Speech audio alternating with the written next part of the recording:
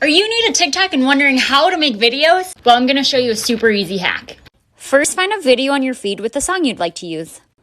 In the lower right-hand corner, you'll notice this spinning disc. Click on that disc to use that song. A page with people who have used that song will show up. Just click this button that says Use This Sound. So now I'm going to teach you how to record different sections of your video. Click on Timer on the right-hand side.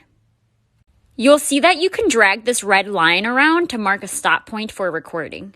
Once you've marked your first stop point, choose either a 3-second or 10-second timer and press on Start Countdown. You'll see that it'll start counting down until it records.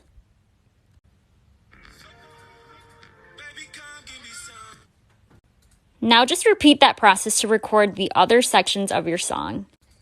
And that is exactly how I made this video and all my other TikTok videos.